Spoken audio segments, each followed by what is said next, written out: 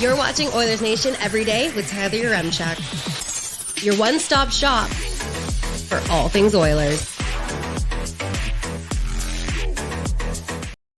It's game one, round two, Oilers-Canucks, and the stars are out. McDavid, Draisaitl, and Saravalli. Let's get into it with the lead.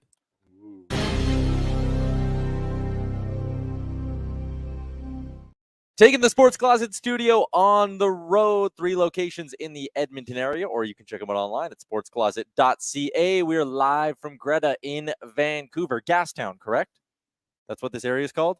Yes. Yes? I'm a prairie boy. Your eyes when I asked you too many that? goddamn buildings here. Frank is over on the far side. Joining us right off the hop, Frank. You're dialed in, ready to go for round 2. Let's go. Over in the YouTube chat, I see Quads is in here. Quads, get out of there. Get out, Quads. Ban 'em. Should I know? That'd be so funny if I actually banned him. Hey, folks. Well, at least he's being polite. And also, just with the history of our chat, we don't know if that's actually Quads. Could be anyone. That could be anyone Yeah. pretending That's to be Quads. well, then everyone flame whoever David Quadrelli is in the chat, please. Canucks Army's been a little bit lippy on Twitter, huh? Very.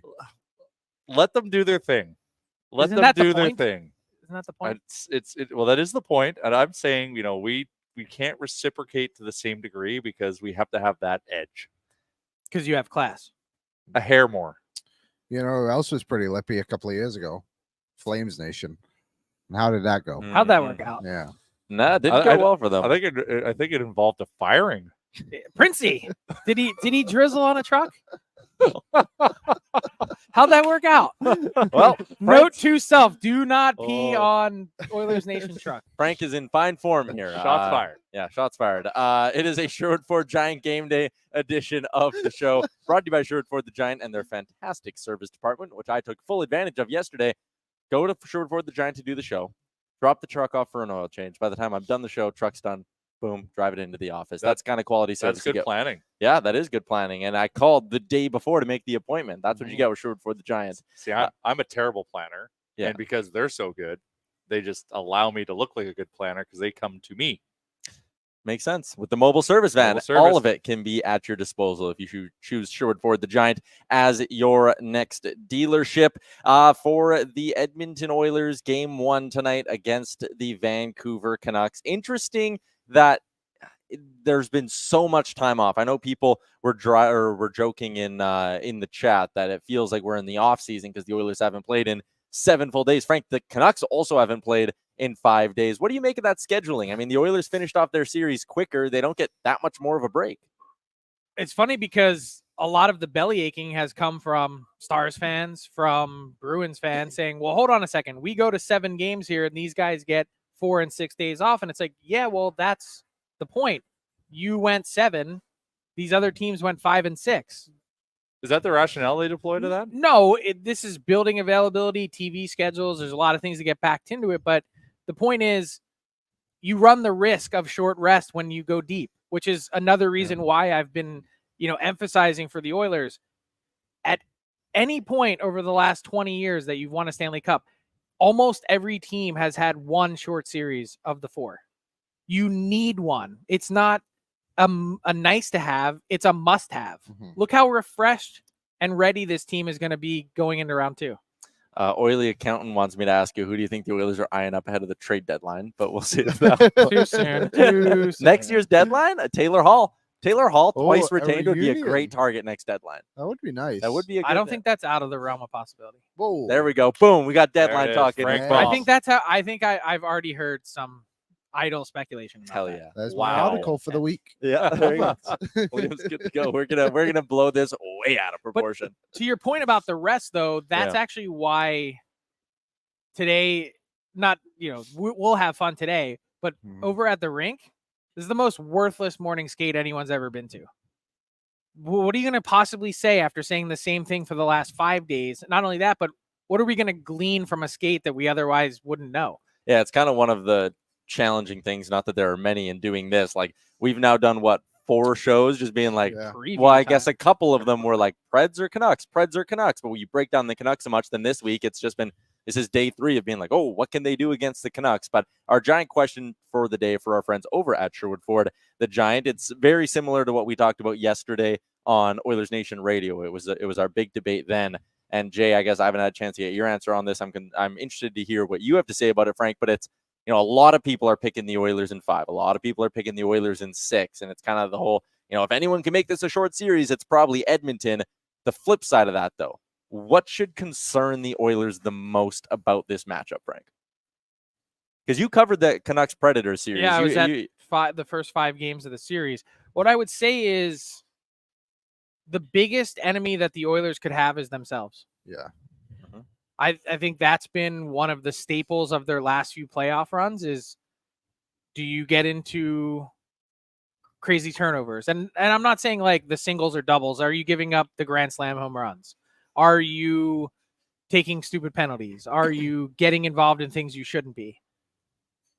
I know this sounds, and trust me when I say this, I'm not pandering to Oilers Nation, but I have a really hard time. And let me preface all this by saying I was an early Canucks adopter. I'm not patting myself on the back, but I picked that team to make the playoffs, when it wasn't a popular take. Then I said, first round, Canucks in 6. Boom, hit it. But my thing now is I'm looking really hard as someone that has seen all of the good that the Canucks have done and say, what's their path to win this series? How can you find and navigate a road that has the Canucks winning and beating the Oilers? And you need like 4 things to go perfectly. You need to be way more than a 1.5 line team. You need Pettersson to beat Draisaitl. You need Seelovs to beat Skinner. And you need your skill to win. And with the top heavy skill that the Oilers have, I don't see it. I can't navigate a road that gets me there.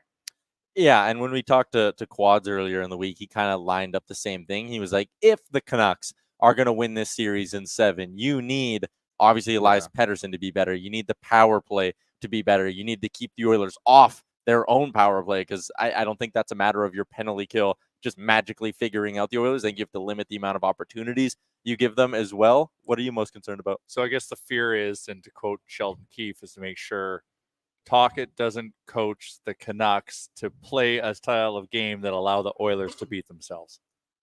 Did I get to the final destination? Yeah, I think you did. It was the fear. It was about as confusing as when Keefe said it, but I pick up what you're putting down. So I had to say it. Well, for me, I guess it'll come down to goaltending. I guess you can't take, I'm going to butcher, Seelovs. Yep.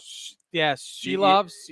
You can't take him for granted. Granted, he's their third string, but you saw what he did for Latvia at the Worlds. Mm-hmm. Yep.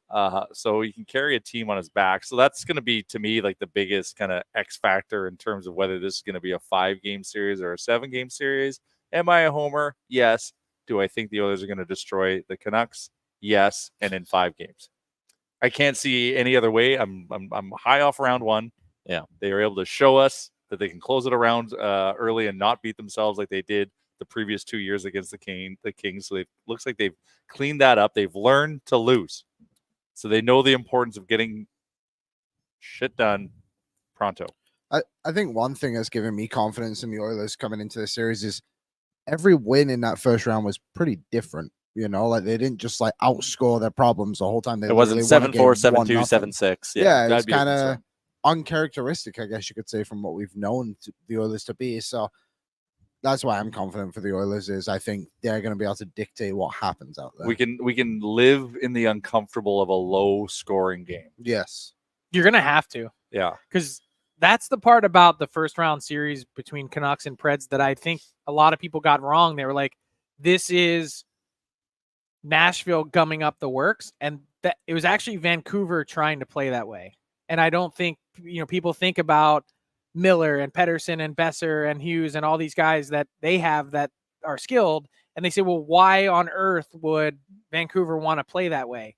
But that's that, plus they really utilize the size on their back end to really try and change the way Nashville played. And to your point, Jay, and that's really what could be part of their game plan, and I would expect to be part of their game plan moving forward here, is to try and find some way to slow down the Oilers. But the problem with that is they just faced the Kings in the first round, who did is different stylistic way to do it, but they picked through it with ease. And so how much more difficult could you really make it? I expect the challenge to be tougher because they have different ways to beat you that the Kings didn't, but that's the hard part about trying to size all this up. The Canucks were one of the higher scoring teams in the league in the regular season, 6th in goals for per game.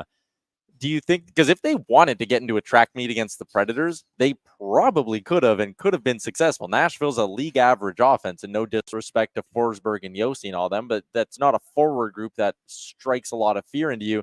Although Ian McIntyre took a ribbing yesterday from Oilers fans on social media. Yes. But he pointed out, though, that from the last 40 games of the season, halfway through, the Preds had the second highest scoring offense. That is a decent point, and they went on that 18-game point streak or whatever. But do you think there was a part of it from the Canucks that maybe we're using that series to say, hey, this is how we're going to have to play to get through Edmonton, so let's play this way to get through Nashville? Maybe. I could see that. That's kind of what I was getting at. Yeah. Nashville gave us the playbook on how to shut down Vancouver, but also I think just playoff hockey shuts down Vancouver. Like they're still green in this space. I wonder how much that matters. Well, but why does Pettersson turn into a ghost? That just might be his own nature.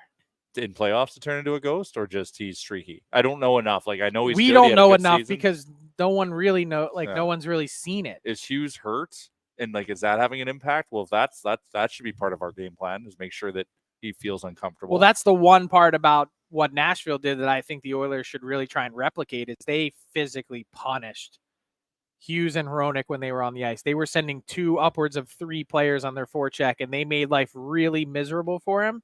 And as a result, he wasn't nearly as impactful at the other end of the ice, even with the puck on his stick, which theoretically should have no bearing on that. That'll be Gotta interesting. give the Derek Ryan treatment. Oh, it just gets blown up every time Yeah. he touches the puck. But the physicality thing, I think that'll be interesting from an Oilers side because they weren't overly physical. They were physical, but not like there wasn't a lot of scrums in that LA series. They really just allowed LA to do that and then took advantage of the penalties that they all got, right? So I'd be intrigued to see how that changes for the Oilers. Do you get in that kind of battle, or do you just allow Vancouver to make those mistakes and then the power play comes up? Well, they were also really timely against Nashville in terms of they didn't get very many shots, but when they did get them, they made them count, right? Mm-hmm. And so it was kind of like that, a bit of a waiting game. Like, hey, we're going to wait for our opportunities, and then when we get them, we're going to pounce. We may only have 20 shots on goal. And they were comfortable, but 13 of the 20 that they had in one game were high danger. And you go, okay, maybe that's a recipe for success, quality instead of quantity. Yeah, that's fair. That Canucks, you mentioned the Canucks being a 1.5 line team. Is that how you describe them? I was looking into the numbers from the first series against the Predators. JT Miller spent the bulk of his 5-on-5 time going up against Forsberg and O'Reilly, and that Predators top line did a decent job on paper of shutting them down. They only scored 1 goal against him in the 50-some minutes, 49-odd minutes that they played head-to-head, but the Miller didn't have a goal for in that time either. So that feels like a good story on Oilersnation.com. Yeah, maybe it'll drop later this afternoon. But below Miller, Pettersson is an obvious example. But who else there do you kind of look at and be like, boy, they need a lot more from them than they got in round 1? I'm asking this just because, again, you followed it closely. Everyone. Like Did Lindholm Ilya had... Mikheyev even play in the series? Honestly, I didn't notice him at all. Do you give Pettersson a bit of a break because Mikheyev and Höglander were subpar? No. You're either a driver when you make $11.5 million or you're not. That's fair. You don't get any, hey, well, my line mates suck. Well, that's not how it works. And then not to say Pettersson is not Sid, right? But Sid can literally take 2 handbags and produce. Yeah. Is that like a skirt comment, John Cooper, or no? 2 handbags? We're gonna issue an apology right now. No, just like just dead weight. Okay. Hand weights. I don't know. Sure. I don't know where we're Doug going with this. Doug Waits. A he couple was as well, good. but Dougie Waite, are you kidding 2 me? Doug Waits. Geez, that's a I'm kidding. 300-point line. Okay, we got Frank for about another 15 minutes, and we're going to trade him for bagged milk. The deal will be 1 for 1. Yes. I actually referenced that in a new Frankly Speaking coming out on Friday. Just taped it this morning. With who? Can you tell us? Yeah, Kevin Adams, the Sabres GM, and I Oh. talked about the Middlestat Bone Byram deal, and I threw in there the deal was 1 for 1. The deal was 1 for 1. But before we let you go, I want to go around the NHL a little bit. Should we start with draft lottery last night? This morning when we were sitting at the airport Chili's waiting for our flight, Because where else do you go at YEG? It's the only spot. I saw the clip of Mike Greer. They win the lottery. He turns and he gives the big like congratulatory handshake to whoever was sitting next to him. I'm like, that's so weird to just be like, yes, we sucked enough. Like, come here. We did it. But it really was mission accomplished for San Jose. Buddy, we packed a bar I know. with 400 people. Yeah, it's to rich see the coming from us. Oilers draft McDavid when it was already a foregone conclusion they were drafting McDavid. I don't look at it that way at all. No? It's the only good thing that happened this year. Yeah. It was a miserable year. And more than that, this Sharks team, how many times have I said on the rundown this year, and Jason Gregor agrees, oddly enough, that the Sharks don't really have a path to be competitive until 2030. This changes that whole dynamic now. Celebrini, the way I view him, is just a small notch under Connor Bedard. So then you take Celebrini and you take a really special player in Will Smith that's at BC, probably going to leave school now to join him, and you've got your center depth for the next 15 years, 1-2 punch. That's pretty special for San Jose, and now you then begin to add other pieces. So it's still going to take them a long time, but this probably knocked 3 years off that. Do you think there's any way Celebrini stays at No. BU? He just comes right out. 0% chance. And the reason why is, first off, there's a great story too, because he played for the San Jose Sharks, San Jose Junior Sharks 14U AAA team. Yeah. His dad works for the Golden State Warriors right down the road. Oh. So he's already local to the Bay Area. He's actually sort of the first ever Junior Sharks product to make it to the NHL. And the fact that they are the team that wins the lottery to get him, that's an amazing story. Plus, there's also the BU connection that exists where Mike Greer played in the 1990s, went to 4 Frozen Fours with the coach of BU, Jay Pandolfo. They've been following, watching, loving Celebrini all year. To get their hands on him, there's really no reason for him to go back to BU. He was already, as a 17-year-old, the top player in college hockey. What's the incentive to go back and do it? Sharks still need a head coach, right? Yes. That job just became a lot more attractive. A lot more attractive. I was just going to say, man, just bring Jay Pandolfo right over with them. Bring Todd McClellan back. No, I'm kidding. Yeah, probably. But bring Jay Woodcroft back. Someone should hire Todd McClellan, and someone should hire Jay Woodcroft. Maybe together. Someone should. They used to work together, but I think they graduated from that. Will someone hire both of them? I think Woody will get another job. Jay Woodcroft reported yesterday in the mix for the New Jersey Devils. He's been very quiet. A little bit surprised how quiet it's been on that front, but I think both of them should get a crack. Yeah, I think so too. We're getting a look here at the top coaching candidates out there right now, but a lot of jobs that need to be filled on that front. Is Berube to the Leafs a foregone conclusion? I don't think they haven't fired their coach yet. Well, yeah, that's true. I personally think he lands in New Jersey, and I think that happens before the Leafs even get a crack. Wow. We got to move fast then. I don't know what more you need to see. Yeah. I don't know, at some, like, you know, you lose Saturday and not saying like you wake up on Sunday and can him, but is Monday fair? Like, I mean, what more evidence are you looking for? Why do you need to be fair to him When as does, well when as does what I'd Mitch get say? traded? When does what? Mitch get traded? Draft? You had a big debate with this on the morning with the Morning Cup of Hockey guys, didn't you? Is not a debate from my end, but like the question, the only question that matters is, does this guy help you win? No. And the answer is no. And it's like, no one has to think about it. So move on. Yeah. I don't care that he scores 95 to 100 points every season. That's great. He can help get you there, which is important. You need those guys. Yeah. But once you get there, he needs to play in a less pressure-packed environment. Do you think he can't handle it? Do you think the Leafs get a haul for him? I think it's somewhere in the middle. It's not going to be cheap. It's not going to be a haul because you have to fit in the contract, and then you have to theoretically, hopefully, extend him. I said 2 first-round picks are an equivalent.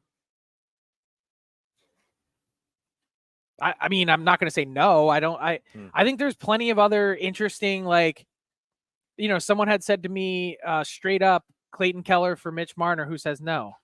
Utah. Why? Keller's on a better deal, and he might be a similarly impactful player. I guess you don't know what Similarly, Keller but is has never gotten to the playoffs. level that Marner has.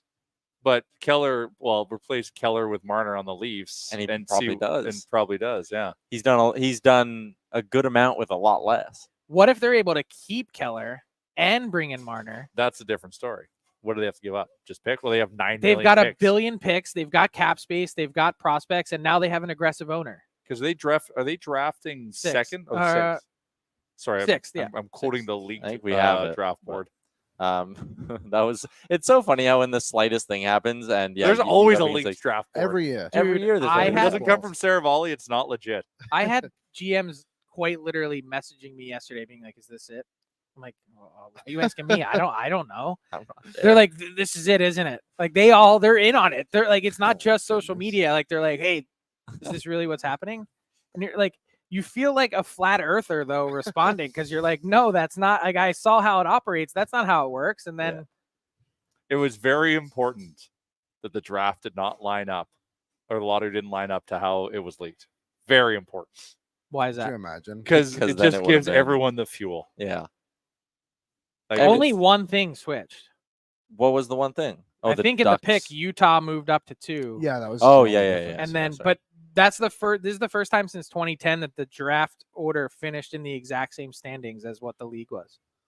Another Taylor Hall reference on the show. It's a Mm. sign. Did you see who was it? Was it the Devils yesterday that had a bunch of Taylor Hall bobbleheads? Someone was like, "Hey, we're winning the lottery." Did you see that? No, I did didn't not see see Oh, that. genius. Oh yeah, because he's the king of it. Sticking with the around the NHL theme, but going back to the playoffs, we had 2 overtime games yesterday. But let's start in 3 the West. overtime games. There were only 2 games The left. The Moose Moose Jaw Jaw Warriors and the Warriors. Saskatoon Blades. Thank you very much. Do you want to talk about it? Go Warriors, I should go! have worn my Circus Circus shirt, but The I'm a best. company man. Great shirt. Just shout out Moose Jaw Warriors. Congrats on all your First ever playoff. WHL final? Yes, big news. Anyway, sorry. First continue. ever. First ever. They've been around a while. Long Yeah. time. Their team is so Wow. good. This Why do year. you choose Payne repeatedly? Well, I've Payne got chooses him. I've got a lot of Oilers, Moose Jaw Warriors, I've got a Cleveland lot of Browns. roots. I've got a lot of roots in Moose Jaw though, so it's Well, that's actually a different, natural. yeah. It's different than my Cleveland Browns choice, but that is due to pain. Sorry. Colorado Dallas. Are you also into BDSM or no? Jesus, All right, Frank. sorry. Oh my You really are. You're on one today. It's early. Look, Bag Milk had a Caesar before. I'm looking at a sign that 6:30 says today. Regretta. I could go for a brew. Anyways, it looked like it was going to be all Dallas early in that game, and I was going to line up a great joke about how the storylines for Colorado were the same after game 1 and round 1. And it's like, oh, go, and then they just put the pedal to the floor, come all the way back, win the damn thing in overtime as well. That Avs, when they want to go, they just go. They're like an avalanche. I see what you did there. Whoa. Wow, that was impressive. On That was brand. pretty good. Yeah. Yeah. But that series is going to be a Unlike dogfight. Liam Pod's account doing burger reviews. Liam, not we on need brand. Liam dot burgers. Yes. One day. That's it. It's just that series is going to be a dogfight. No further comment. Do you think Dallas has a chance? Oh yeah, gosh, 100%. they got a I think great they're a shot. really good team. I think that series is destined to go 7. Who? Okay, so assuming I just said Oilers win in 5, but I don't want to get too far out of my skis. Assuming Oilers Oh my win this God, series, this is the question no one in the chat wants you to ask. Go ahead. who do you think they match up better against? Have the best chance against? I refuse to answer this question today. I'll wait till later in the series. But you do have a theory. No, I don't. I actually really don't, and I don't. It's wholly inappropriate of you Okay, as an Oilers fan. that's fine. That's how bad stuff happens to you. Okay. True or false? So should I? Post, You're usually the should I juju guy. post my Oilers rap video then, or should I hold off? Yeah, you're not Please teaming up with the post it. opera for part 2. For Like, I the mean, I rugby know we're all special? saying that it's hard to envision a path for the Canucks to win, but like That's what I'm saying. I don't get they too far. did finish ahead of you in the standings, and they did win 100%. every game. That's in the what I'm season saying. Like series. that's why it's speculative. Like who's a better matchup for Vancouver? Like this of all the so I've been covering the NHL for 15 years. Of all the wild and craziest Yeah. upsets, like this would not be in the top 15 if this were to happen. 100%. Okay, so then if Vancouver wins, who's a better matchup, and if Edmonton wins, who's a better Ah, matchup? see that? Now that is an unbiased and Okay, perfect. way to ask that question. I would say for Vancouver, it would be Dallas. And for the Oilers, it would be Colorado. That's kind of The what I revenge, thought. the revenge angle on Colorado Yeah, would be that's great. kinda- yeah. It's not revenge. It's just that I think Colorado is so willing to trade chances at times that I just think if you're the Oilers, you're like, okay, fine. We'll take Skinner over Georgiev and we'll put our our best against your best, and let's just have an absolute fireworks of a series. Rest versus rust to an extent in this one. The Oilers have only been off for 2 more days, but we saw in game 1 of Boston, Florida that. Well, rest versus rust was Dallas, Colorado. Game 1, at least. Yeah, you're right. But that was same thing. Game 1, Boston, Florida. Boston had 48 hours from the end of their last series to the next one. It looked like Dallas was just going to come out and roll right from game 7 into 1. And you're like, okay, it's going to take Colorado a minute to get their footing. And then they did. And the scary part about Colorado is, well, A, they find themselves in that position somewhat routinely, and B, that they have absolutely zero fear in digging out of it. I watched a game a few weeks ago in March against the Penguins. It was on a Sunday. They were down 4-0 in the third period and won in regulation. Like, that's bananas. It is crazy. So again, Boston came out, the less rested team played really well. Dallas came out, the less rested team played really well early on. So that ties in to my Sherwood Power Sports and Marine key to victory for tonight. Service for all makes and models of power sports and marine. Bring Sherwood Power Sports and Marine your service troubles. Need an inspection, a test run, some trailer TLC, or just a fresh oil change. It is adventure time. It's summertime, and they've got you covered, so you'll be ready for the season. Check them out, Sherwood Power Sports and Marine. My key to victory is going to be kind of stop the, what's the word I'm looking for? Stop the bleeding early. Bend, don't break early is the way I want to put it. Because I do think, again, if Vancouver's played as the more recent team, we've seen now in 2 series, the team that is, quote, less rested or more recently in action, they've come out hot. And I think Vancouver's going to come out hot on home ice. Period. Yeah, get through the first period tonight. I disagree. Getting out of the first period 0-0 is a victory for me tonight. No, Shot I disagree. out of a cannon? Yeah, 100%. That's what they did in game 1 against the Kings. Just absolutely mauled the shit out of them. They never did it again. They did it in game 3.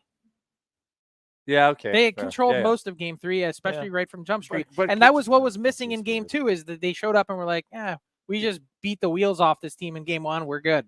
Game 3 was weird. I feel like in game 1, we overpowered. Game 3 was just weird. But that's the best. That's the recipe for success. This market is perpetually on edge and combustible. Likewise. That building will be nervous if you blow their doors off in the first period. They'll blow their own doors off after. Their heads will explode. So my key to victory is control the damage early. What's yours? Yeah, I'm with you. I'm with Frank on this one, because this is also a statement game. Like, we got to send a message. We got to send a message. We got to get in their heads. We have to plant a seed of doubt in the players themselves with a big performance. So to assert yourself, exactly. make a statement, make them think they can't beat us. They came out of that was a 6-game series against Nashville, but it felt a lot tighter and closer than that. But I'm sure the Canucks have all heard exactly what we've said on this show. What's the path for Vancouver to win? Huge underdogs, all these things. You start to play periods like that, no score, and that momentum starts to build. Hey, we can hang with these guys. We're good. We'll be fine. You come out and you punch them in the face in the first period. 3-goal first period. That's the key to victory. All of a sudden, everyone's right. I'd feel pretty good about their chances if they pop 3 in the first, Jay. Yeah, over 1.5. I'll bet over 1.5 in the first. In the first for the Oilers, for the Oilers. That's my squad bet. Over. Right. You've thrown 4 different things out there since I know, we but landed I'm throwing that. I didn't really connect with anyone. I just throw it out, and then this one I've really connected with. Braden is in and says, is Liam's mic working, or is he sad because he's not at the aquarium? So your key to victory. My key to victory, I'll say special teams. I think you mentioned it, Frank, on the rundown, how special teams was so crucial for everyone's success in the first round. So if the Oilers can start off that battle in a positive way, I think that's good for the long haul. Aaron I is have in. a question though for Frank, if you don't mind. What's the status on Henrique? I actually don't know the answer to that question. If we're going off morning skate yesterday, he's not playing. Right. I would say doubtful is how I would frame it, but yeah, we were kind of looking at the lines and the way they're looking with Janmark just slotted into that top spot. Looks like it might not be too long.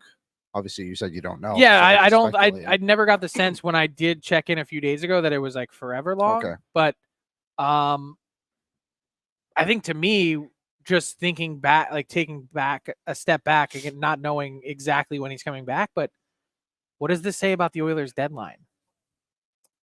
Carrick, meh. Henrique hurt. Eh. But he was good in that series against LA when he was healthy. He scored the Good, big goal. good. Maybe not first round pick, give up good. Oh, well, I wish we went more all in.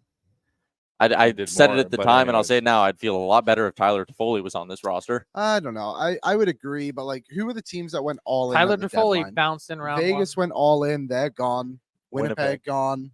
Like, did Colorado go all in? They got They got Middlestat. They got so that's a good Sean trade. Walker. Duhaime and Yakov Trenin. That's Oh, four you're right. really Yeah. good Very pieces. busy. Yeah. Yeah, that's true. Colorado did some real good work. Yeah. They changed out a quarter of the roster. Tanev was big for the Stars in round Oh. one, and they didn't give up a first. Henrique had as many goals as McDavid in round one. Hey, I'm just reading the stats. What's wrong with you guys? You yesterday, what was your series bet? Oh, I bet on both Hyman and Draisaitl to get more goals than McDavid in this series. Okay, everyone nods and they're like, yeah, okay, that makes sense. Yeah. McDavid 1 goal so far. Last time I checked, still the best player on the Yeah, planet. he And is. I don't care what the metrics are or whatever he did or didn't do. I'm not betting against Connor McDavid. I'm ever. betting on him to set up Zach Hyman a million times. Yeah. That's like betting against the O'Doyles in Billy Madison. You never bet against the O'Doyle's O'Doyles. rule. Those rule, yeah. Well, Frank, best player in the world, not according to his fellow peers. Oh yeah. Left off the Lindsay finalists. Don't look at me. I don't vote in that. Who's on it? The finalists are Matthews, Kucherov. McKinnon, Kucherov. Yeah. Snubbed. Even the players get voter fatigue. That's probably a little bit I think of it. they got it right. Oh, Frank, come on. Connor McDavid will be the first person to tell you that he was not the league's most outstanding player this season, and this was not even close to the best season of his career. And it's Oh, that's only true. help. He'd be the first to tell you. Why do we even need to Yeah, debate I know. this? And he just had that rough 50. Well, and obviously, How his many goals injury, did he finish 15, with? 20. 30, 39. No, he didn't even get 36? And how many points? I thought it was like 32. 140 32. and 140 points. Yeah, 132 points. So would anyone say that this was his best season? He had 64 last year. But he chooses the metric he wants to chase. It This year he seems. wanted 100 apples. He wanted to prove he could score 60. He did it. Now he And- wanted to get 100 apples. He did and now it. he wants to but get guess 100 what in the playoffs. superpower is? Being able to smash all those things together at one time. And Well, he that's can. next season. He can. But he's electing to pass right now. But my when point you got is, tap-ins, you got to take them. again, 64 goal scorer last year, Mhm. down this year, 1 in round 1. I'm not betting against him. He will be a goal scorer when he decides he needs to be a goal scorer in the playoffs. Right now, setting up is working. He makes the choice. He's that good. Like there's So what are plenty you? of But let's unpack that for a second. So what are you saying? He's consciously making the decision to not score. Yes. That's basically what you're telling us. like yeah, like more and less. How do like, you go from 60 to 32? Or 60 whatever to 32? You cut your production in half. You're like, I decided that. But there was a Well, lot of times where He actually made fun of that exact thing. He was like, wait a second. He's like, are you telling me that I've decided I want to score less this year? He made fun of that. Scoring to him is points. But he did his So points what? did drop. So he got a shit ton of points, but he had a rough start to the year. If he was completely healthy, this is another 150 point season, no problem. No problem. Probably 40 plus goals. Yeah. No problem.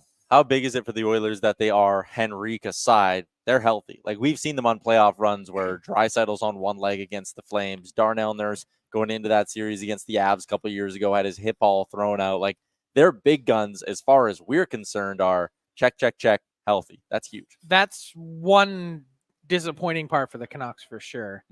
No Demko. I mean, that really changes the outlook of the series. I reported yesterday. I think it was yesterday. Out at least until game 4. Game 5 probably pretty unlikely, but 6 and 7 get interesting. When you start to see him take shots is when he is beginning to ramp it up, and I think he's not able, or at least the plan was that he was not able to take shots maybe until Sunday or Monday. So still a bit of a ways off.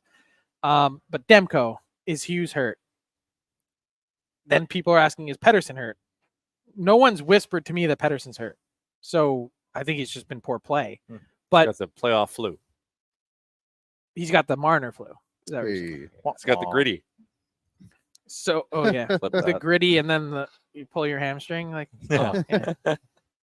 Yeah, I think health is obviously a big one coming into this. You had the report that maybe Demko could be back for game 6 or 7. They'd reevaluate. My thing is kind of if the Canucks make it to game 6 or 7, you probably don't want to move off of Seelovs, do you? No. Like if you get that far. Yes, you do. You're taking like one of the best goalies in the world every single time. But would he be at 100%? But if Seelovs is if Seelovs playing has out like of his a mind, has got like a yeah. 935 average in the that's- series, like why would that's like that? What is are the hot honestly? hand. What are the odds that Seelovs gets through the Oilers in the But first we have 5 to games? think like this. We have to think like this. I think you've Or got to not play your given. best lineup. Like you said, if Denko's healthy, you got to go. He's a Denko. Vezina finalist Yeah. and one of the 5 best goalies on the planet. You're playing him every time. I don't care if the new guy, the laid back Latvian they call him, is 935. Demko can do 935. And you're only asking him to win 2 games at that point, or 1. I know we're keeping you long, but there was one note I wrote down, and I really want to touch on it with you. You can't get suspended for missing a hit, but Jacob Trouba could almost get suspended for missing that hit. He Like, almost got injured for life. well, that, but also like when he's flying through the air, his elbow is out like straight 90 So degrees. We talked about this today on Daily Faceoff Live, and Colby made a great point. He said, all we're dealing with are pure hypotheticals. Yeah. So like, I guess. like he's like, there was no dangerous hit because he couldn't land it. Well- And then there was no elbow because it didn't connect. And then he didn't maim himself because he almost did. So we watched it at slow mo where People he are sticks like, the give him elbow. a suspension. It's like he also- didn't do anything. But he also realizes he's going into the glass head first. So that arm's going to come up naturally anyway. no, you that don't think it's you connected can to that? actually see it go to the left to Okay. try and get his head. No, I am just saying. I'm just trying to play. I know it looks It's terrible. Gavin had a great free. He froze it exactly where you could see him moving the elbow out, and it's just. I just don't know how Trouba got up so easily after that. He almost died. He almost died. Like But- it was like what? I was watching the game live, and then after that happened, there was like an icing or something, and the faceoff was going back down to the other end. And Trouba the whole way back was like lipping off Natchez, like chirping him about something. And I'm Yeah, he like, was basically saying you're you know what, for Yeah. stopping and getting out of the way, like Yes. take the He hit. laid down. yes. He laid down. He straight up Luis Mendoza can't stop and just fell because he was Oh, trying to man. get out of the way. I mean, I would try to get out of the way too.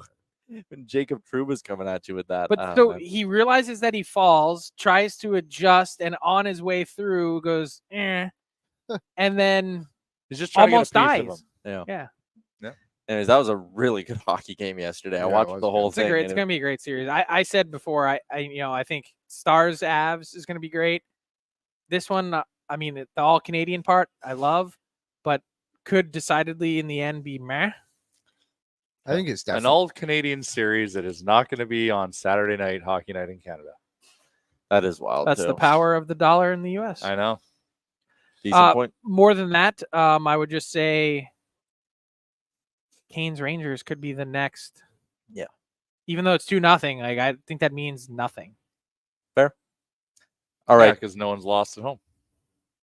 All right, Frank, appreciate you staying for half the show, 40 minutes. We'll probably chat again. We probably won't even wait a week. We'll probably chat again at some point during the series. Yeah. And we're doing DFO Sweet. Live in person. Yes. And we're doing DFO Rundown tomorrow. I'll be there whether you show up or not. Ugh, Is up for I debate. know. He Yeah. is saying he's doing it from the room.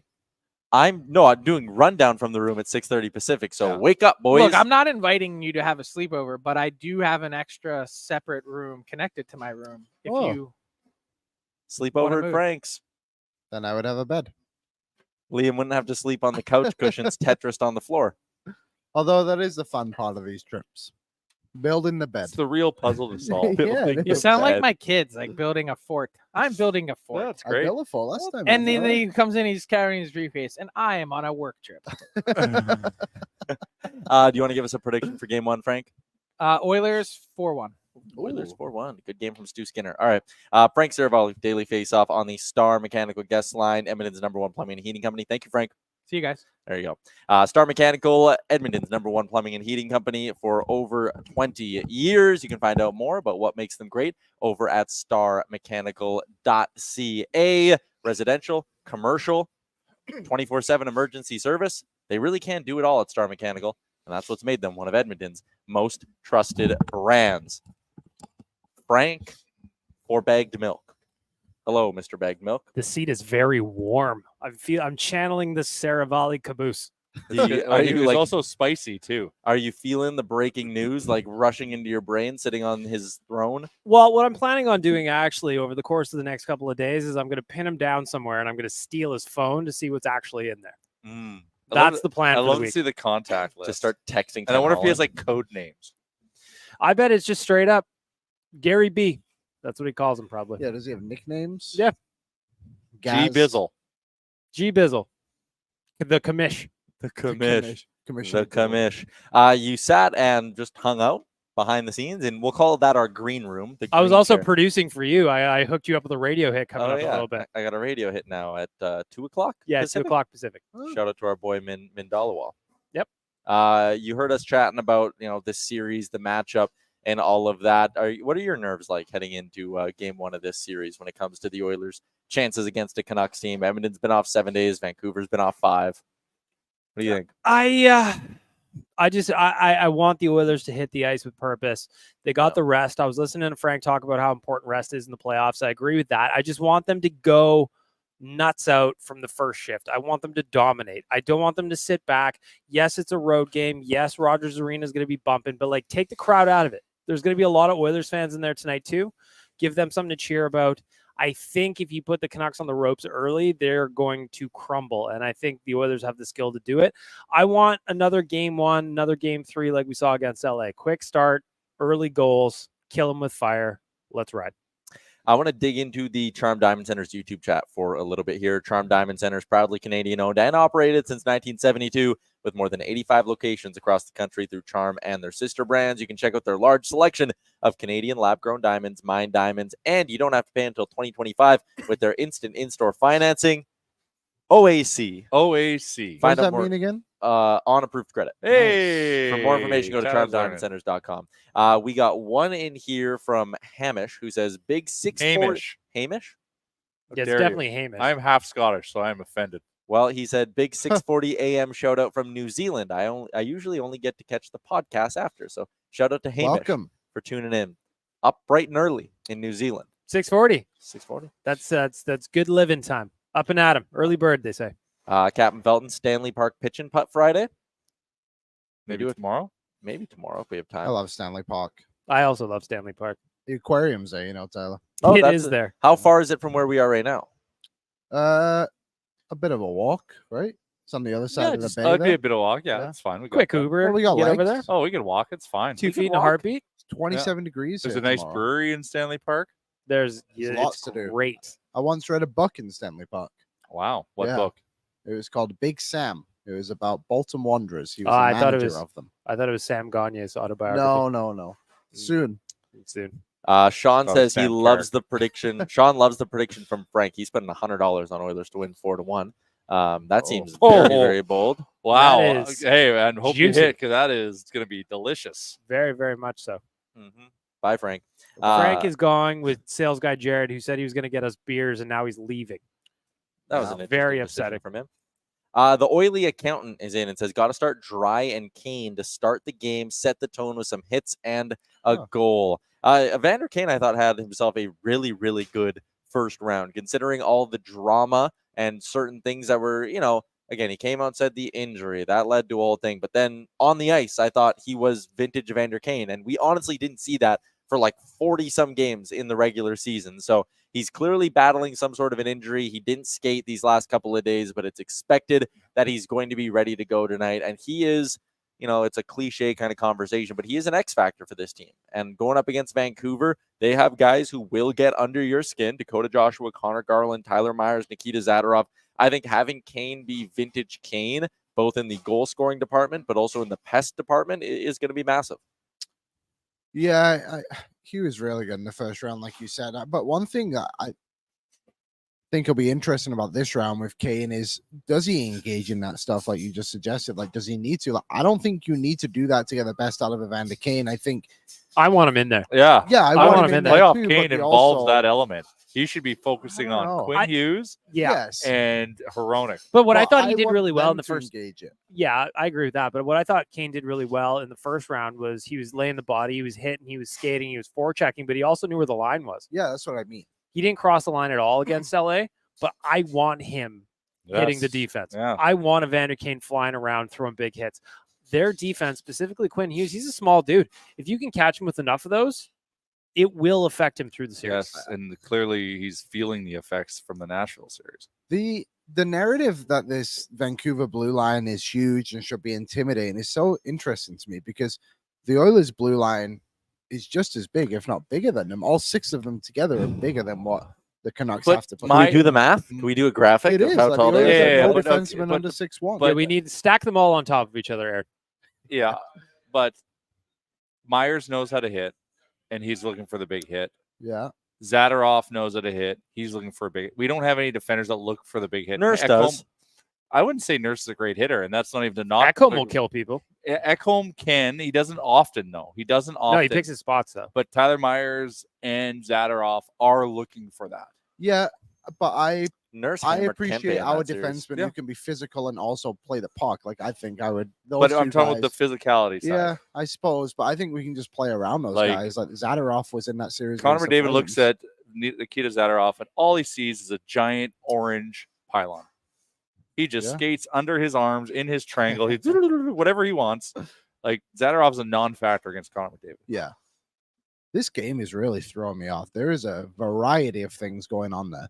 Well, Terminator- big, about big Buck Buck Hunter? Hunter crossover with zombie hunting, like that's and that's I'm in. Terminator. I'll be playing that tonight. But then also there's a rotation of a Duck Dynasty commercial that keeps coming on. because it's Buck Hunter. It's all connected. But it's very distracting. All I was hoping Very when I intrigued. was waiting to come on and I was sitting here watching you guys do your thing, but what I really wanted to do was get a game card and just go around and play because there's nobody Yeah. in here right now. It is not open yet, and this is Bag Milk's time. Bag Milk's time with the games. This mural looks so good. Yeah, it's a a great backdrop. backdrop. What does Yeah. it say? I have to read it. It says Super Nintendo, s- Sega Genesis, all the classics. Oh yeah. No, it's a When- quote from Juicy. When VI was towards dead GG. broke? Wasn't it? Not Super Nintendo, Sega Genesis. When I was dead broke, man, I couldn't picture this. Oh, you're 50-inch right. Screen, leather green, money Whoa, sofa. What is that? Got 2 rides, What? a limousine with a chauffeur. I don't know Bill what that about is. 2 G's flat. No need to worry. My accountant handles that. You've never heard Juicy beat Notorious B.I.G. Juicy. Come on. That's from well, I mean, the delivery for me Wow. was that's Yeah. tremendous. Oh That my is god. really It's good. like that on today's show. it's like one of those songs you should know all the words to. Aaron just said that's the coolest thing Jay's ever done. We're going to be here on Friday for those of you in the Vancouver area who want to do a little pre-gaming with us for that one. So looking forward to that tonight. We're gonna be at Black Frog. We're going to be at Black Frog. So a little change of plans for this evening. We're going to be at Black Frog, but excited to go there. If you're Come hang. if you're in the Vancouver area, puck drop tonight is at 7. We usually like to head to the rink around 6. So are we thinking Black Frog around 4? Yeah, I'll be there around 4. Be there around Hang there 4? for a couple hours. Very Edmonton focused place. Green onion cakes on the menu. do they? I Yeah, love couple. green onion cakes. I'm going to be eating that tonight. That sounds delicious.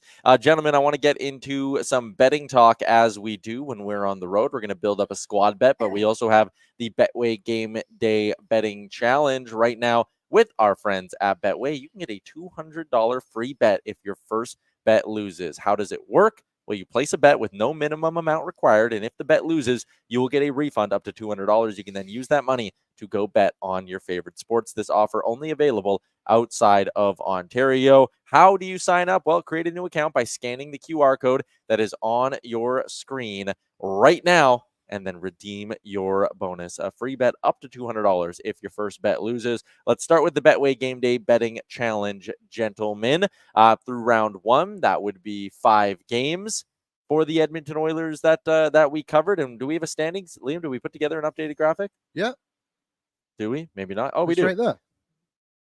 Liam, we're all down. We're all down a little, which we In is a are. surprising. series where the Oilers went 5-1, we somehow are down. So We what was sucked. what was the tactic here? Why are we down?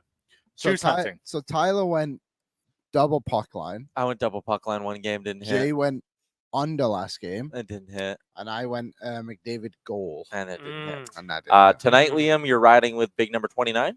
Yes, the big man, 2 points from Draisaitl. I might sprinkle some stuff on his power play points too if I can find a good line over on Betway. Draisaitl 2+ points, plus 120. I'm going Zach Hyman over 3.5 shots. He hit this in 3 of his 5 games against the Kings, including a game where he had 9 total shots on net. I think with Janmark or whoever on the far left side, maybe McDavid's looking for Hyman a little bit more in this one. Maybe Hyman at least is more interested in just funneling pucks towards the net. So I like going Hyman over 3.5 shots up on the top line, plus 110 too. Jay? I've got the juiciest of the bets, and it seems like the most practical. Oilers money line over 5.5 goals. We expect Oilers to come out hot and get a bunch of goals. I don't want to get. I'm also very conservative in the playoffs because I'm just about manifesting W's. Mm-hmm. It's not about getting really lost. And yes, I'm going to play in the props, but when it comes to the betting challenge, it's about picking the bet that manifests the outcome that I want, and it's just an Oiler W. It's juice it up with over 5.5 to make it, a little bit juicier. Yep. And that's that. All about just going out and getting that dub. BM, let's do a little squad ride here, gentlemen. Let's pick a leg and see how we can do. See if we can go 4 for 4 in this one tonight. Is there something you love tonight that really stands out to you on the betting front over on Betway? Actually, you know what? I just put a little sprinkle. It doesn't help us here specifically for doing a squad ride, but I just put Oilers to win. Oilers to win money line. Zach Hyman to score 1+ point plus 145. That seems like a nice spot. You just put that right in there. Yeah. Seems very comfortable. A nice little play because, power play should be solid and all of that. He's obviously a big part there. I also think we'll see a lot of McDavid and Hyman. I think they'll see a lot of offensive zone starts with just a random left winger, whether it's Draisaitl moving up for a shift, whether it's Holloway getting a shift, Fogle for a shift. Holloway goal. Ooh, that would be interesting. But squad bet wise, does someone want to step up and lay down the first leg here? Yeah, Oilers over 1.5 goals in the first period. The Oilers themselves over 1.5 in the first period. Yes. Hot damn, Jay. Hot damn. We got Liam. I'm trying to figure something out here. Manifesting the I'll go outcome I Hyman want. goal. I think I'm going to go Hyman goal. I like the shot prop, but I also like Hyman, similar to the first game against the LA Kings when he popped home a hat trick. I think Hyman's going to come out of the gates really strong here tonight. I like him to bang one in back door. So give me a Zach Hyman goal to go with Oilers over 1.5 in the first. Dry power play point. Dry Even power play money. point. Even money. I will then, That's good at even money. I'm going to tail Liam then on that, and I'm going to go Evan Bouchard power play point plus 130.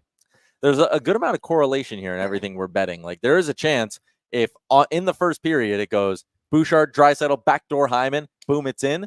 We could hit all our bets on one goal, more or less. So I think this is a decent squad ride. Leon Draisaitl finished last round with 7 power play points against the LA Kings. It's not bad. Not bad considering they bet. played 5 games. Safe Safe bet at the bet. moment. He also scored 3 of his 5 goals on the man advantage as well.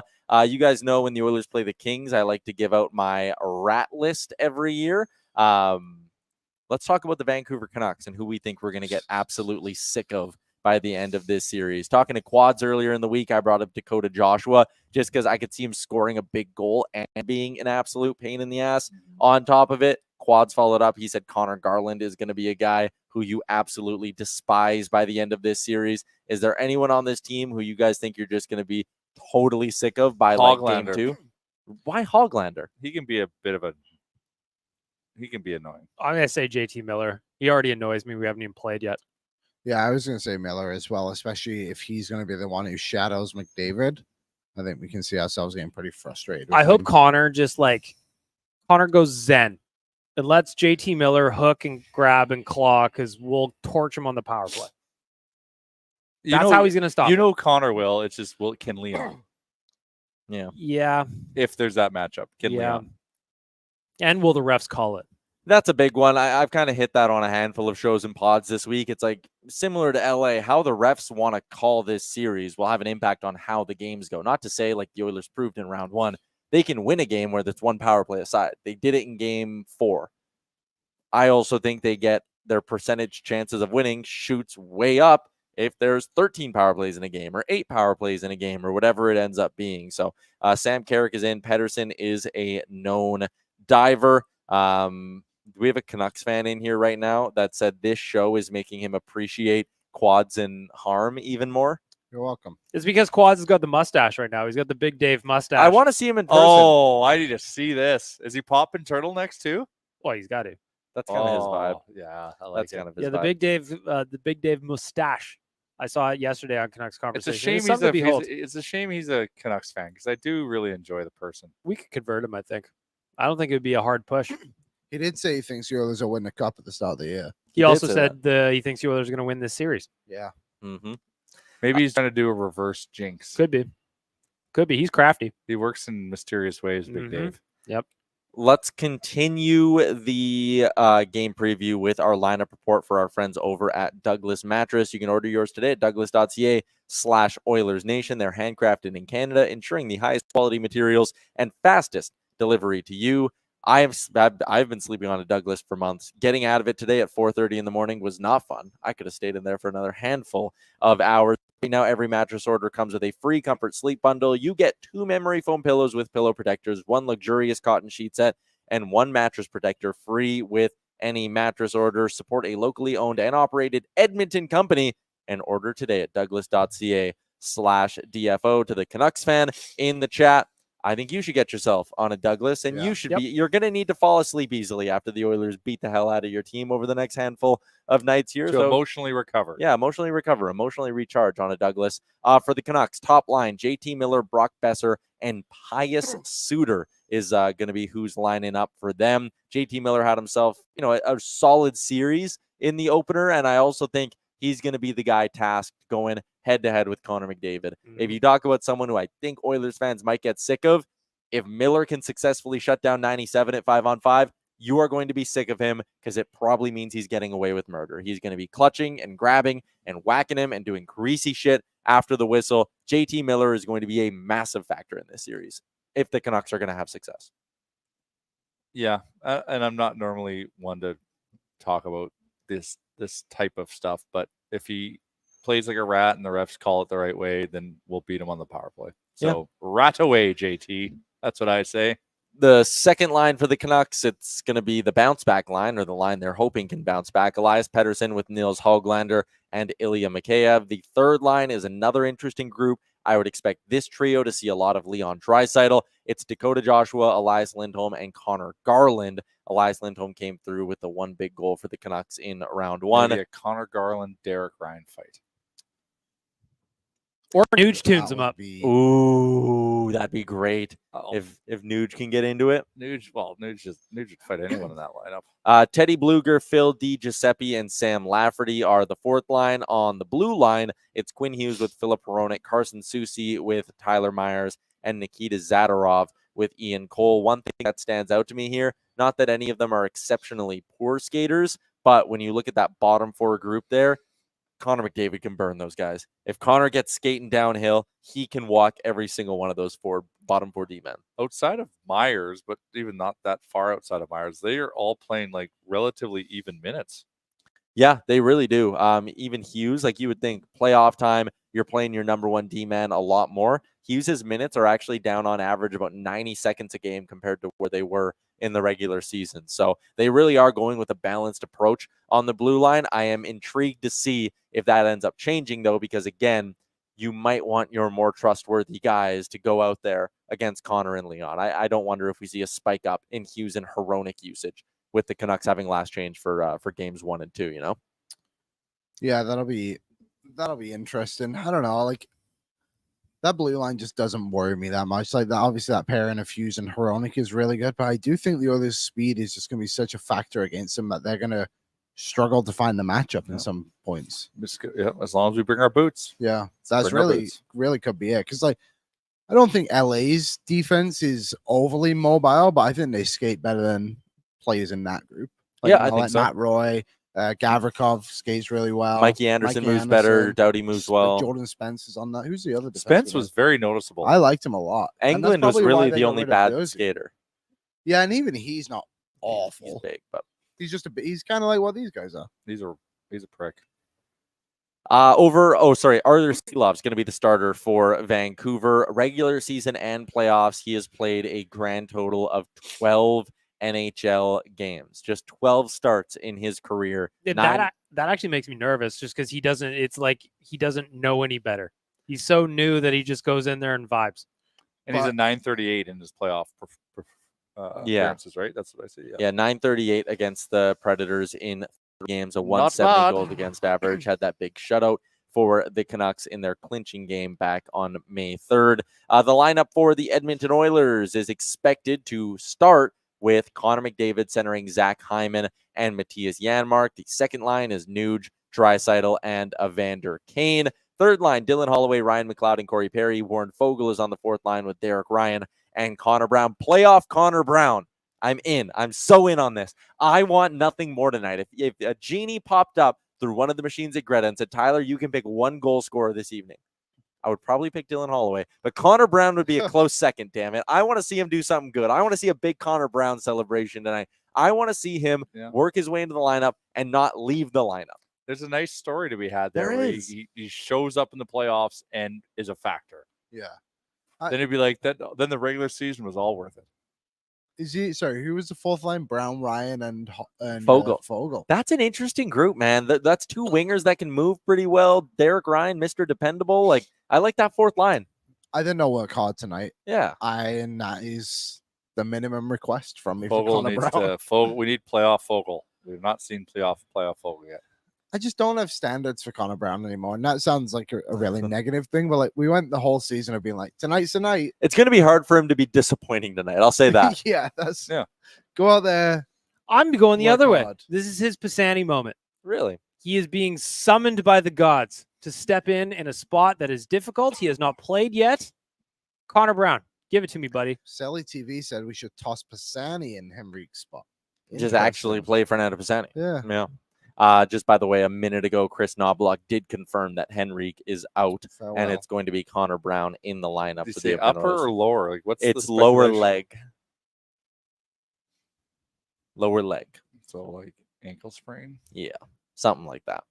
Something like that. Jay is in and says, put Nuge on the first line. I don't want to mess with that second line right now, and I'm okay having some sort of a rotation next to Connor McDavid and just kind of doing different looks at different parts in the game. I think offensive zone draw, go with Holloway. I think if Fogle seems to be moving really, really well, just move Fogle up there for a couple of shifts. Like you're not It'll committed. be a rotating. Yeah, you're not committed to having Janmark up there at all. If there's, let's say 15 5-on-5 minutes to go around with Connor McDavid tonight, I honestly think it'll be like 6 or 7 for Janmark and then like 4 for Holloway, 4 for Fogle. I think we see a really, really healthy and steady rotation between these three. Sean, is Fogle pissed he's still on the fourth line when a spot opens on the top line? I mean, whether he's pissed or not is kind of irrelevant. He needs to play better. He's one of those guys for me. If you look at that forward lineup, I want to see him and Corey Perry take big, big steps forward in this series. That's a good name to bring up is Corey Perry.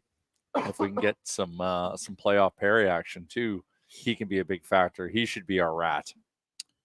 Yeah, he needs to be more involved in that regard. Yeah, And I think he will. I think he'll be fine. He's the too. king of the rats. I know. Like, give it it's to him. him. coming. It's coming.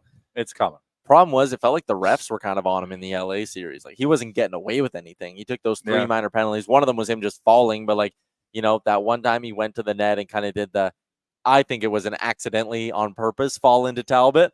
And it was like, yeah, okay. Like they called him on that. And then he was putting the stick in Dubois and they were okay. They called him on it immediately. So So we got a little gun shy. New round, new rules. new round, new rules.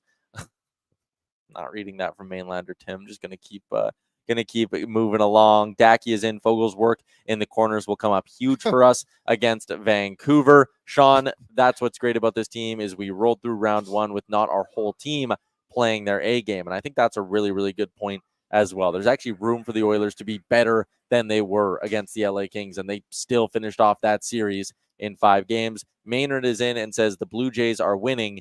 This is not a drill. Jays up 4-1. Who do they play him? The Phillies. Suck it, Frank. Yeah. They're playing themselves. Well, Feels that that too. Bo Bichette got a hit. What an electric Ooh. day. He moved him down to the lineup. He gets a Novel hit. idea. Bat on ball. Bat on ball. Figure that out. All right, where do we have to go to next on the show? We did the lineup report. I got some game notes here as well. I figured I would pass along. In terms of the Oilers and the Canucks this year, we all know Vancouver dominated that matchup. Leon Draisaitl finished the year, though, with 3 goals in 4 games against the Canucks. But how about Connor McDavid? In the 3 games that he actually played against Vancouver this year, he finished with 3 points. So his points per game was, math guy? I wasn't. It was 1. Before this year, though, in McDavid's career, his points per game against the Canucks is 1.65. 22 goals, 39 assists, 61 points in 37 games. But if you go just the 3 seasons before this one, which includes that Canadian division year where he got to play the Canucks a ton, he torched them. His points per game in that stretch, 2.3. 2-1-3. 14 goals, 20 assists, 34 points in 16 games But against to be Vancouver. fair, they were really bad. Still, he torched them. Yeah. One guy who was not good in this head-to-head in his career is Stuart Skinner. This season, he was 0-3-0 with an .830 save percentage and a .460 goals against average. In his career, he's 1-4-1, and the numbers are pretty much exactly the same. That goals against average is right around 4.5 save percentage, down in the mid-800s. It's not good enough. Skinner, to his credit, very good against the LA Kings in his regular season career, and he was very good in round one with the exception of one game. What's your guys' confidence level at with Stu, even though his career numbers aren't that good against the Canucks? Extremely high. Because Extremely the last high. time they played the Canucks in what was basically a one-goal game, he had a .924. Yep. And what was a very important game, trying to win the division without Connor McDavid. We just saw Stuart Skinner basically win us 2 games in the first round, maybe 1, I guess. Yeah, I mean, game 3, he was excellent, and you could argue better than he was in game 4, but he didn't win them that game because the 6 goals won him. But game 4, they needed him, yeah. I think he's the best goalie in the series when he's on his game. He needs to play the way he can. If he plays like he did in game 2, then the Oilers' chances are going to be slim. But the Oilers were also not good in game 2. Yeah, it was a collective brain fart, that one. It just felt like in that game, he just never felt comfortable. And maybe that's because the team in front of him was playing so poorly, but like, pucks are coming towards him. Everything seemed to bounce off him, and then just couldn't get position in net and didn't have a lot of confidence in him. But then to bounce back the way he did in 3 and 4 just shows that like he's matured as a goalie now. Like those problems last season aren't a problem anymore. Fighting Amish, 8 out of 10 confidence in Stu. Rusty, Skinner is going to be elite. Loyal to the Oil, Skinner is elite. He's got this. Mainlander Tim, Skinner's due for a good game versus Vancouver. Try and argue against that. BM, where are you at with Stuart Skinner? On a scale of 1 to 10, what's your confidence level? 12. Stu's got this. I feel like a lot of the issues are kind of overblown with Stu. Like, even in round 1, people were complaining about game 1. 3 of those goals were not his fault, unlucky bounces. But the way he bounced back from those unlucky bounces, including in game 5, the goal off the stanchion, you got to like the way that he responded to those moments. So I think Stu's learned some lessons over the last couple of years, and sometimes they haven't always been easy, but Stu is the more experienced of the 2 goalies. He's steady, was steady all through the first round outside of the one game, which he himself called himself out for. I got full confidence in Stu. He is seasoned.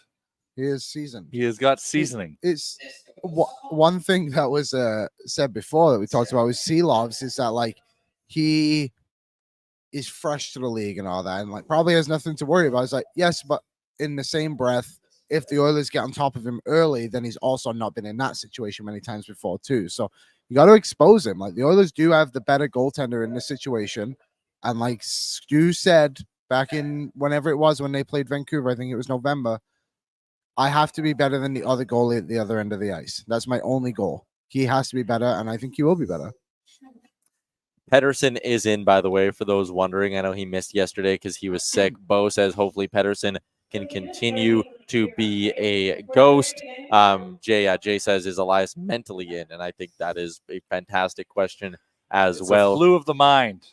Yeah, we got a little bit more time left in the show, gentlemen. Let's get into some more playoff coverage for our friends at Boston Pizza. It's been 30 years since a Canadian team has won hockey's ultimate prize. For some teams, a lot longer. What would it take for hockey fans to set aside their differences and work together to end this drought? Is it their team or nothing, or could they get behind a rival under the right circumstances, team up for the win, and end Canada's 30-year drought? The Oilers could very well beat the final Canadian team standing at the end of this series against Vancouver. I could go for some Bandera bread right now. I could go for some Thai chili bites. And one thing BB's does well on the lounge side, or it's on both sides, ice cold draft beer. So cold. I want them to come up with a Boston Brute bazooka. And they're just firing those into the crowd. Oh, with the side dipping sauce with too somehow? the side marinara sauce. Oh, yeah. You know what I thought of the other day that happened when we were in LA? I thought of this too. They were doing the T-shirt drop from the rafters at Staples Center and dropping them down in parachutes. And one of the parachutes didn't open, and it just came down and smoked someone. Smoked them. And I was just thinking, man, it would comes from a high distance at Crypto Arena in LA. Can you imagine you're just not paying attention during the Don't Air Gun in Edmonton? And you're just like, and then to be fair, they shoot it like 2 feet. It like just Yeah, you're right. like and I know they're doing it for liability reasons, but I feel they need to up the. Yeah, like we ought to crank that thing up, like fire that up into the top sections. Yeah. That's what I want. The Boston Brute bazooka Yes, will fire that thing city blocks. yes. And if you're having a brute, my hack with it is with the side sauce, you also get a bunch of hot sauce. Oh, you got and it. infuse it with hot sauce. You got Mix and it up. It's amazing. Yep. Become your own BP's chef. I don't hate that. The other series going The on test right now. kitchen. Yes. Yeah, tonight is Boston, Florida game 2. I think I kind of like Florida to bounce back in this one. I don't 100%. think they lose back-to-back on home ice there. No, 100%. I think that would be a bit much. They Well- weren't ready. They came in comfortable. And that's Yeah. sometimes the risk with when you have a bit of a break, and like that's why it's even more important, to be able to come out hot in that first period, which they weren't. And Boston still kind of had their kind of game legs and brought that in and had their rhythm and took advantage of that. Sorry, I'm cutting you off, No, but just really stresses the importance of the others showing up. But I agree, bounce back game 2. I wonder about the future of Olmark in Boston. Just with like how Well, his late future this is he was. doesn't have one. Yeah. very easy. Yeah. His future is he doesn't have Like, one. he's They already gonna be- tried to move him at the deadline, I guess, right? Yeah, Like, Yeah. he's done. so do you think no? He'll be a Leaf. Can you imagine that? No, there's no way. Get rid of Yeah. get He'll rid be of a Marner. king. He'll be a king. He'll agree to go there in the summer. Fair. I wonder if they'll take back. Rob Blake says they're not buying up Pierre-Luc Dubois, Yeah, That's which is a hilarious headline. I love that. perfect. That's That's good great for us. them. That's And a smart does. move, BM. In fact, I think they should try to extend him further. I don't think that's a rule you're allowed to do, but I think they should explore it. The double I think extension. he's been great. If you can dump off another asset or two to make that second extension happen, I think that's just a great move for the Kings. Fair enough. That Kempe deal's pretty good. Do they have 5.5 for Kempe 2 is- years? Kempe He's a is great a player. weapon. Yeah, I He's like. 27. I like. He's a Adrian factor, Kempe. man. Rob says he isn't buying him out because Blake's getting fired, and I think Yeah, they would that's have true. done that already.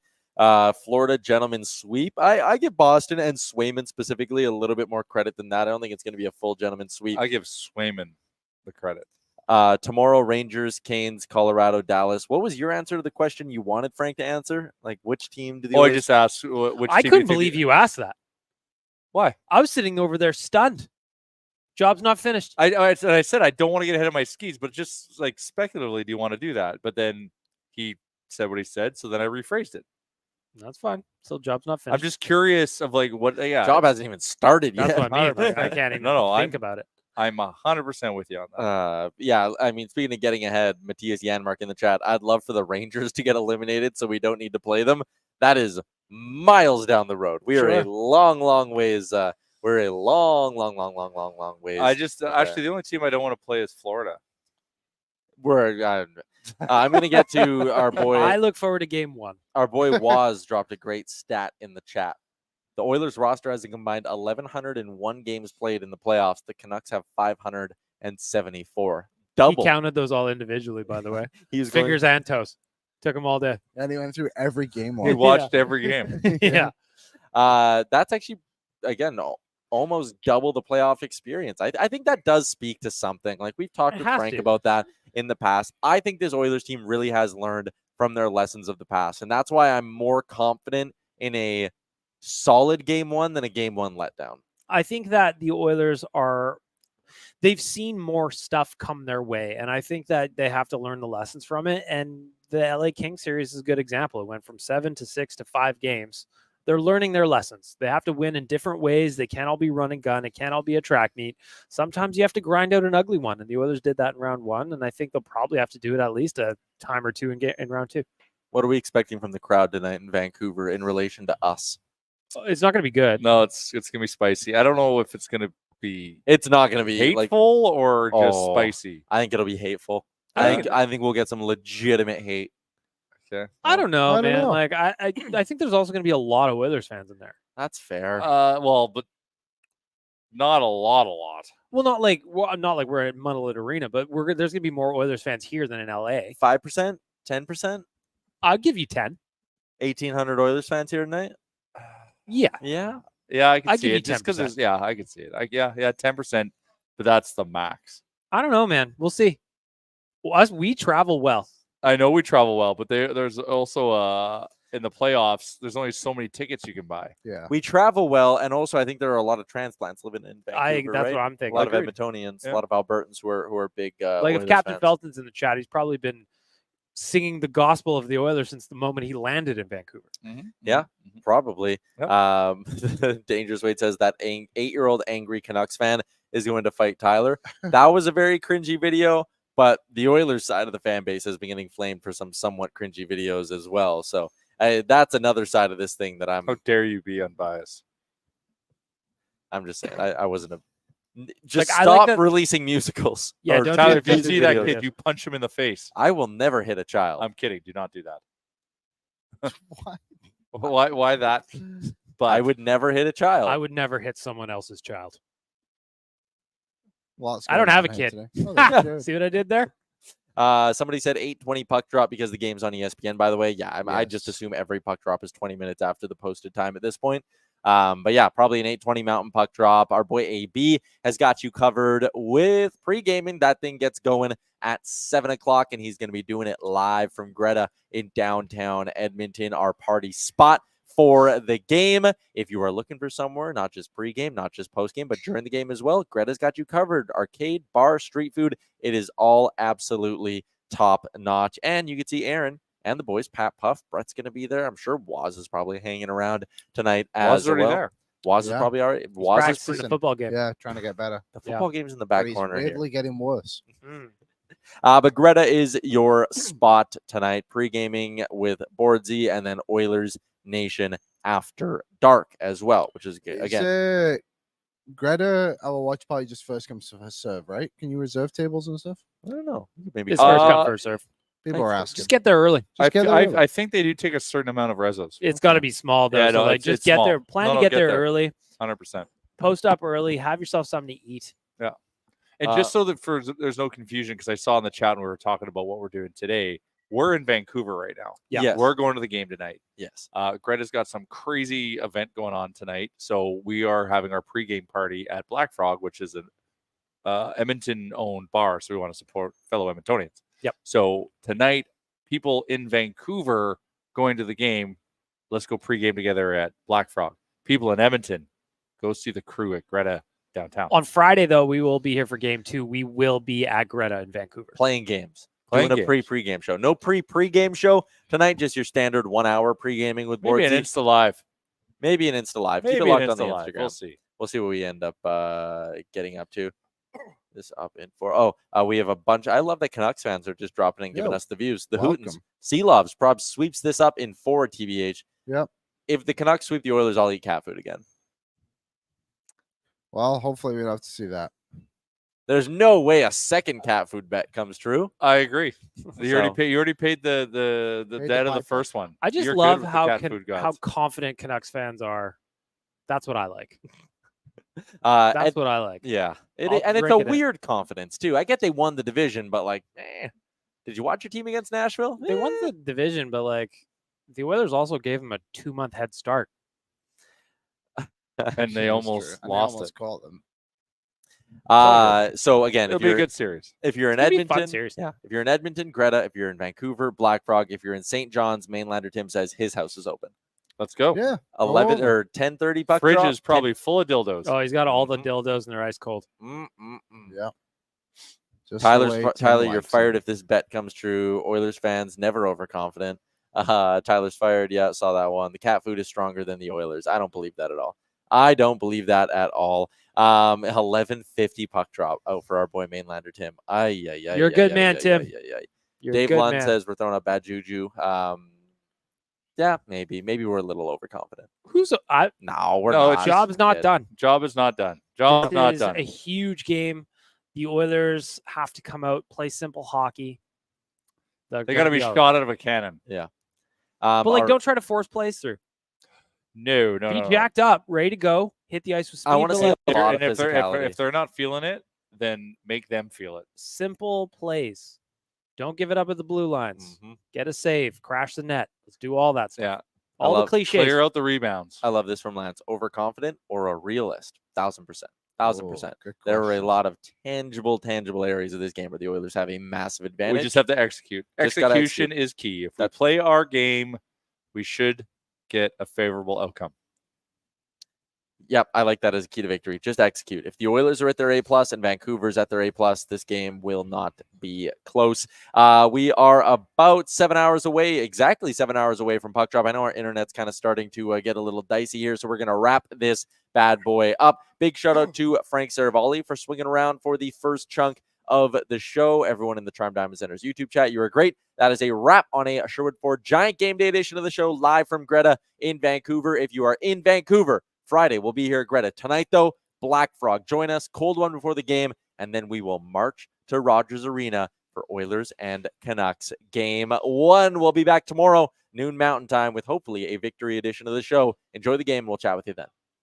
Thank you for watching Oilers Nation Every Day. Hit the subscribe button to never miss a show. And for more, visit Oilersnation.com.